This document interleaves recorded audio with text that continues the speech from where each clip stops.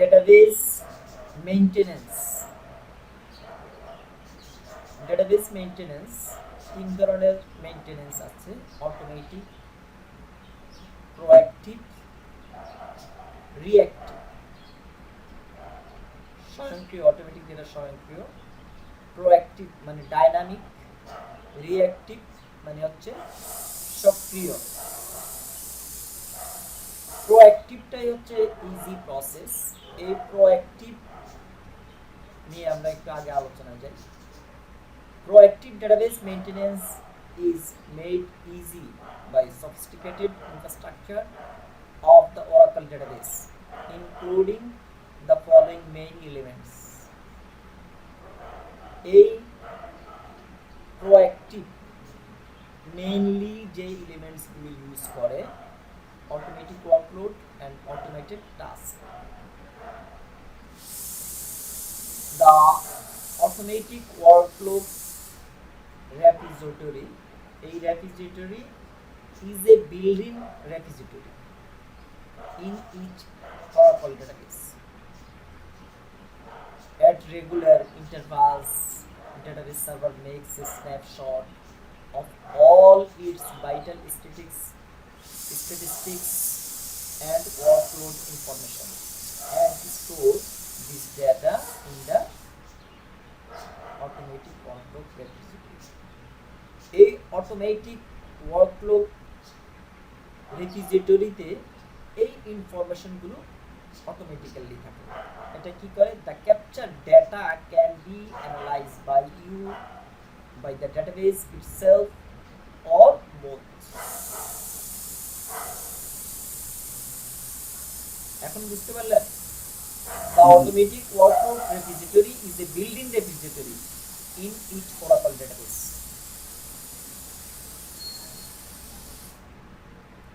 At regular intervals, database server makes a snapshot of list of vital statistics and workload information. Store this data in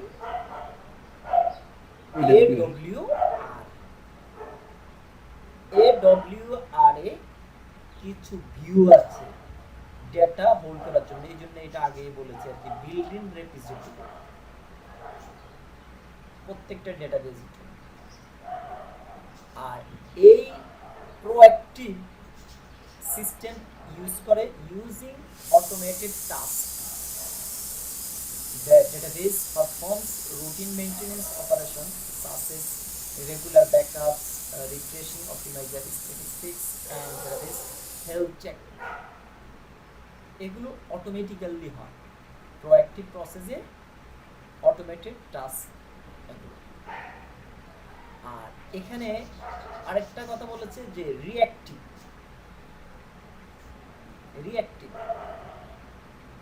reactive প্রসেসে reactive database maintenance include critical errors. এই reactive মেইনটেনেন্সে critical error include আছে এবং এটা contain করে discovered by the database health checker for problems that can not be resolve automatically. যে প্রবলেমগুলো automatically resolve হয়নি সেগুলো সে কন্টেইন করবে, যেগুলো আমরা অ্যালার্ট থেকে দেখতে পারি। Recommendation are generate from a number of adviser.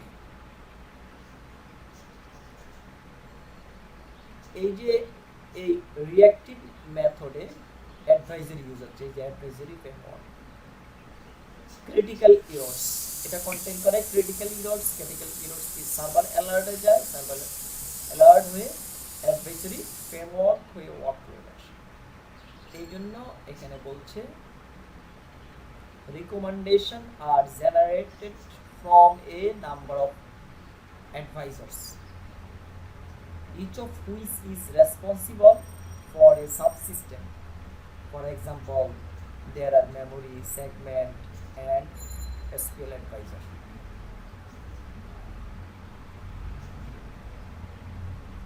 Viewing the alert history. এই alert history একটু আগে তো সে আপনাকে বলেছে না, for problem problems that cannot be resolved automatically and require administrator to be notified. The Oracle database server provides server generated alerts.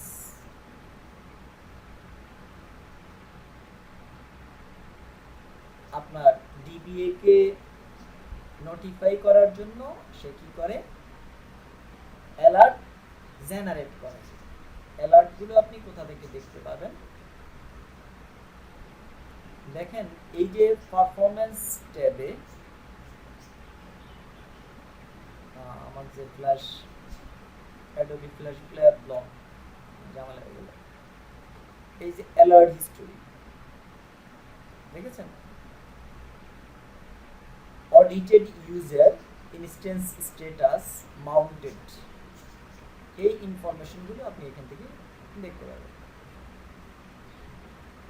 Alert history এটা এগুলো হচ্ছে আপনি ডিবিএ হিসাবে এই যে এখানে ওরা দেখিয়েছে দেখেন ডিবিএ হিসাবে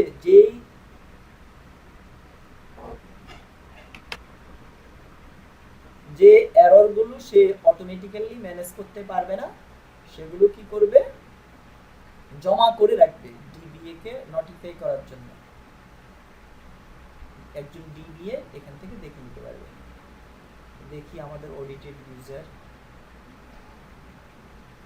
খেয়াল করেছেন এই যে আমাদের audited user list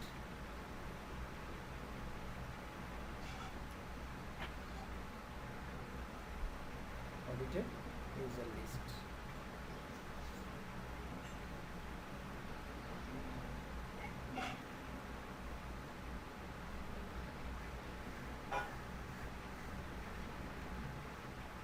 total audit এগুলো কি টোটাল ম্যাট্রিক্স ম্যাট্রিক্স হচ্ছে রেশিও এটা ম্যাট্রিক্সের কথাটা সামনে একটু আছে এটা তো ম্যাথমেটিক্স এর না টার্ম না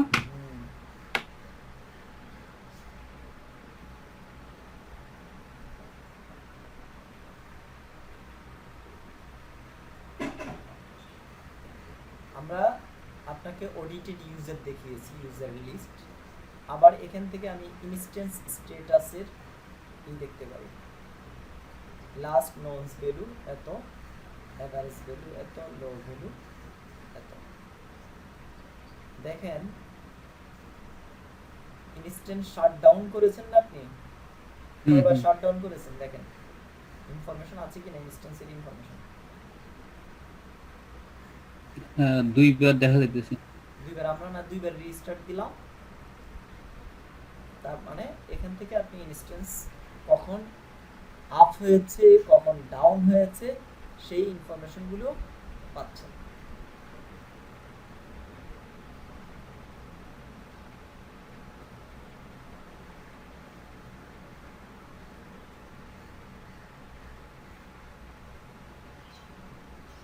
viewing the alert history আমরা এতক্ষণ কি দেখলাম alert history দেখলাম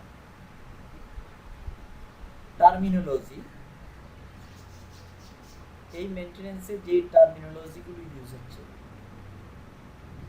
সেগুলো হচ্ছে অটোমেটিক ওয়ার্কলোড রেপোজিটরি এই রেপোজিটরিটা কি infrastructure for data gathering analysis and solutions recommendations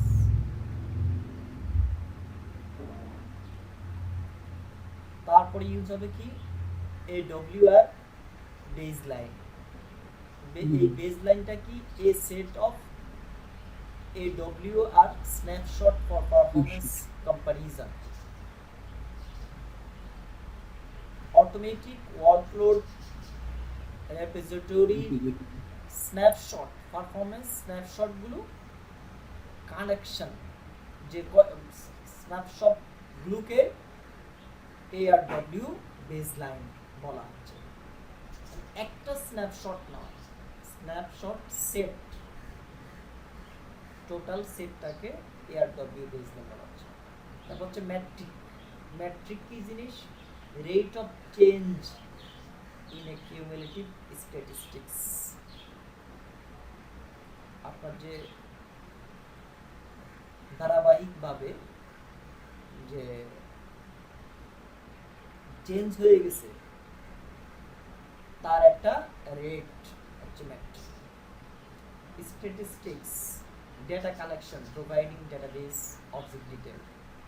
এখানে কি কি থাকতে পারে? Optimizer statistics, database statistics.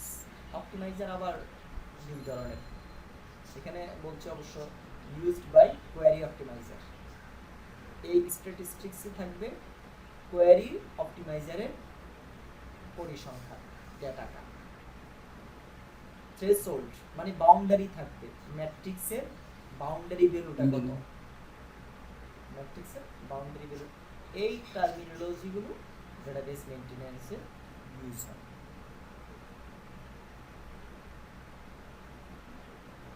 Optimiser overview. অপটিমাইজারটা কি জিনিস? The Oracle optimizer determines the most efficient execution plan and is the most important step in the processing of any SQL statement.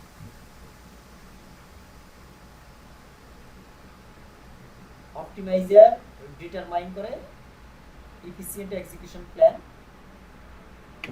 আর এটা হচ্ছে ইম্পর্টেন্ট একটা স্টেপ প্রত্যেকটা SQL স্টেটমেন্ট প্রসেসিং এর জন্য। Processing এর দ্য অপটিমাইজারের কাজটা কি? সে ইভালুয়েট করে, evaluates expression and conditions, uses object and system statistics. Optimizer evaluate করে এক্সপ্রেশন অ্যান্ড কন্ডিশন, সে ইউজ করে object and system statistics. Decides how to access the data, decides how to join table, determines the most efficient path.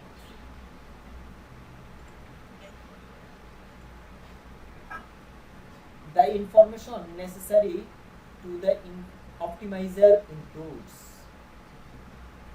statistics gather for the systems, information in the dictionary, fire tools, qualifier, hints supplied by the developer. এই ইনফরমেশনগুলোকেও optimiser include করে।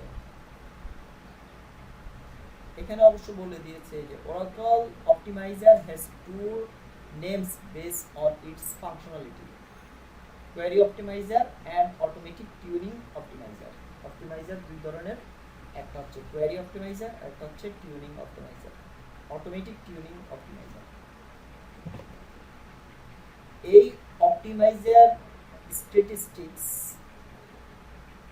টা কি জিনিস? a snapshot at the point in time, persistence across instance registers, collected automatically। এই ইনফরমেশনগুলো automatically collect হয়। এখানে একটা এক্সাম্পল দিয়েছে, এই যে আপনি এখানে বলেছেন information in the directory, statistics gathering for the system, IO, input output, CPU, so on, as well as schemas object, number of rows, index and so on. আমরা নাম্বার অফ রোজ এর এই অপটিমাইজার যে স্কিমা অবজেক্টের রোর সংখ্যা hold করে সেটা আমরা দেখতে পারি। আমরা জানি, তারপরে একটু দেখে নেই, এইচআর এমপ্লয়িজ টেবিলে এখানে সংখ্যাটা ভুল আছে, 107।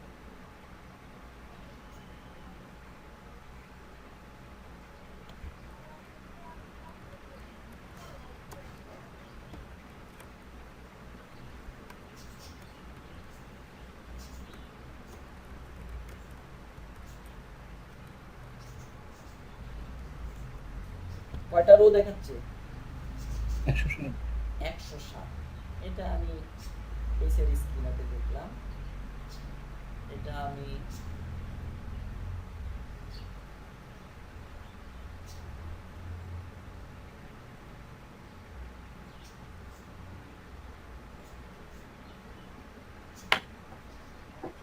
সিস স্কিমাতে দেখলাম ও সিসে এখানে কোয়ালিফায়ার ইউজ করতে হবে, কারণ এই এমপ্লয়িজ টেবিলটা হচ্ছে এইচআরের, এইচআরকে মেনশন দিতে হবে।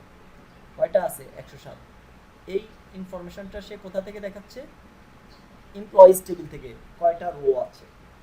কিন্তু আপনি অডিট টেবিল থেকেও এটা দেখতে পারবেন। এই যে দেখেন পরের স্টেটমেন্টটা কি, select number rows from DBA tables where owner HR and table name employees।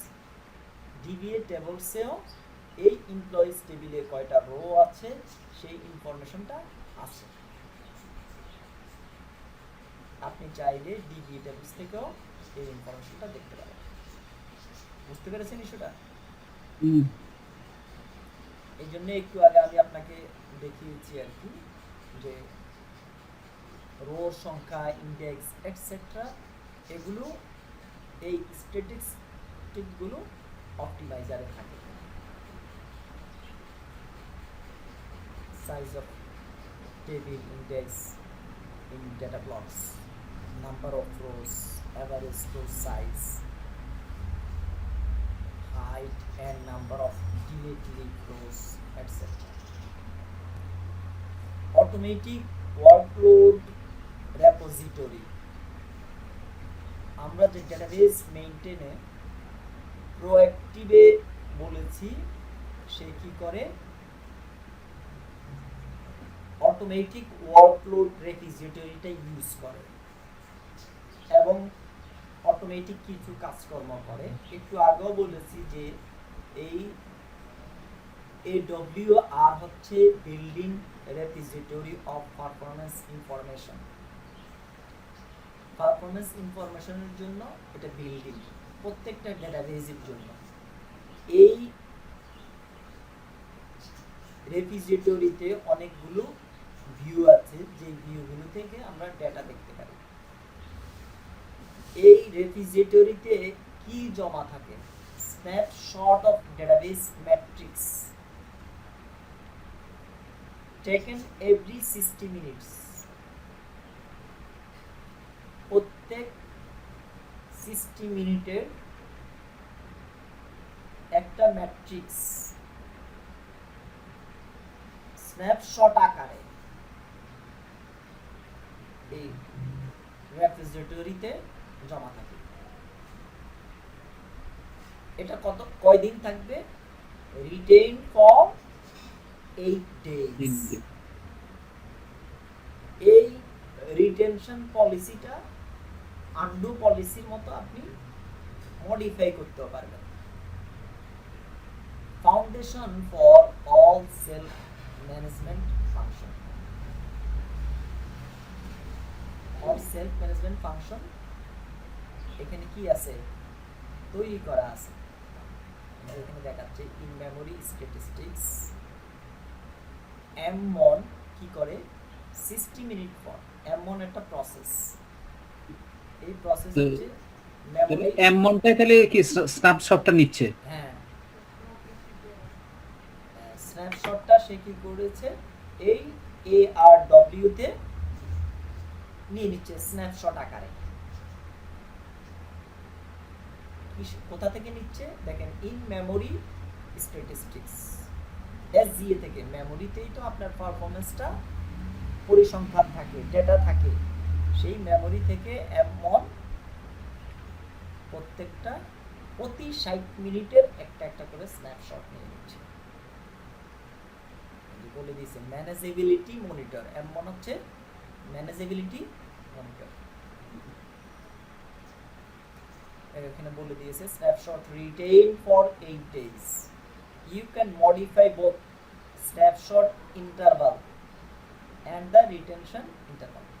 এই যে এখানে বলছে না 60 মিনিট, এভরি 60 মিনিট, আপনি এটা চাইলে বাড়া দিতে পারেন, এই সময়টা আপনি বাড়িয়ে দিতে পারেন। আবার রিটেনশন এখানে 8 ডেজ বলছে, এটাও আপনি বাড়িয়ে দিতে পারেন। বাড়িয়ে দিলে তখন কি হবে, আপনি মানে ডেটাবেজের পারফরম্যান্সটা অডিট করতে পারবেন, দেখতে পারবেন অনেক সময়। এখানে ডিফল্ট 8 দিনের পরিসংখ্যান আছে, এটাতে দেখতে পারবেন। আপনি চাইলে না 8 দিনের না 15 দিনের বা 1 মাসের পরিসংখ্যান আমি দেখব, সেই ক্ষেত্রে আপনি এই সিস্টেমটাকে মডিফাই করে দিবেন। এই যে ARW contain hundreds of tables। ওরে বাবা, এর অধীনে এত টেবিল থাকছে? জি, আমি তো একটু আগে বলেছিলাম যে অনেক পারফরম্যান্স ভিউ থাকে, মানে অনেকগুলো ভিউ সবগুলোই তো হইলো অডিট পারপসে, তাই না? জি, all belonging to the sysman schema। এই টেবিলের মালিক হচ্ছে sysman, stored in the sysops table space। যে সিস্টেম অক্সিলারি যে টেবিল স্পেস, সেই টেবিল স্পেসে এই ইনফরমেশন গুলো থাকে।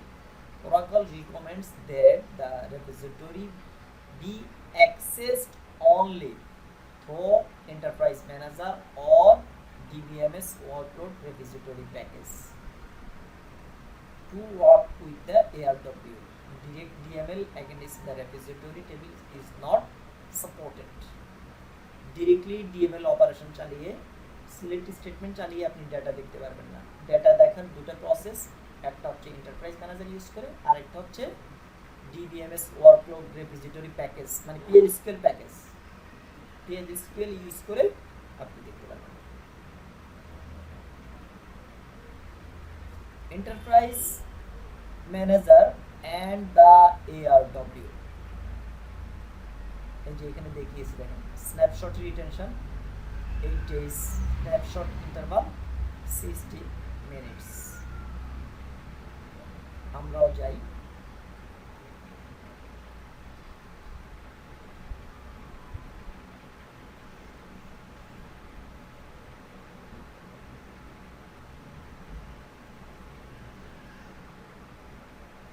পারফরম্যান্স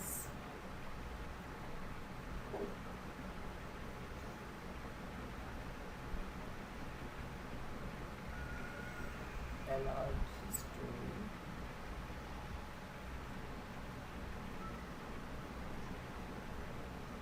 সরি কই গেলাম আমি, এটা দেখেন।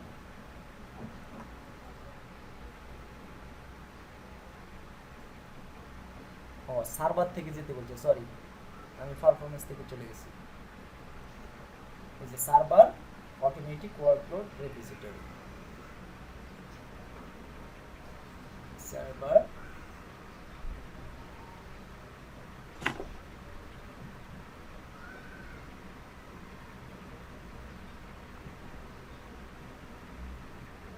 automatic is a statistics management automatic workload repository ARW baseline। এখানে দেখেন এই যে snapshot retention 8 days, interval 60, collection level typical, next snapshot capture time, পরবর্তী স্ন্যাপশটটা সে কখন নেবে, বুঝতে পেরেছেন? মানে এটা কি অটোমেটিক্যালি নিতেছে না? জি জি, অটোমেটিক্যালি সে নিচ্ছে। কয়টা স্ন্যাপশট আছে? এই যে 22টা স্ন্যাপশট আছে। 22টা কি আমরা ইন্ডিভিজুয়ালি এগুলো কি দেখতে পাবো?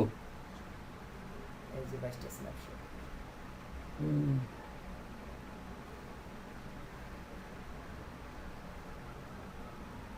আচ্ছা, এখন এগুলো দেখেন, আপনি চাইলে ডিলিটও করে দিতে পারবেন এই যে স্ন্যাপশটগুলো।